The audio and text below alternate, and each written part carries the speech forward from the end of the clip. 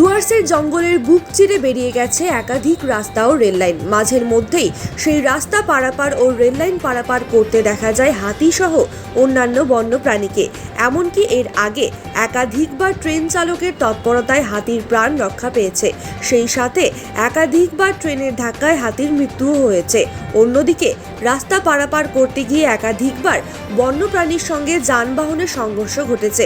কখনো জখম হয়েছে বন্যপ্রাণী, আবার কখনো আহত হয়েছে মানুষ। আর বুধবার তেমনই গভীর রাতে ট্রেনে কাটা পড়ে মৃত্যু হলো অন্তঃসত্ত্বা হাতির। দুর্ঘটনাটি ঘটেছে ডুয়ার্সের চাপড়ামারি জঙ্গলের বুক চিরে যাওয়া রেল লাইনে। জানা গেছে রাত 2:30 নাগাদ চাপড়ামারি জঙ্গলের বুক চিরে নাগরাকাটা থেকে চালসার দিকে যাচ্ছিল একটি মালগাড়ি। সেই সময় জঙ্গলের মাঝ দিয়ে যাওয়ার রেল লাইন পারাপার করছিল একটি অন্তঃসত্ত্বা হাতি। মালগাড়ির ধাক্কায় রেল লাইনে পড়ে যায় অন্তঃসত্ত্বা হাতিটি। এতটাই মর্মান্তিক দুর্ঘটনা ঘটে যে অন্তঃসত্ত্বা হাতিটির পেট থেকে শাবক বেরিয়ে আসে। ঘটনাস্থলেই মৃত্যু হয় শাবক সহ হাতিটির। ঘটনার খবর পেয়েই সেখানে পৌঁছায় বন দপ্তর।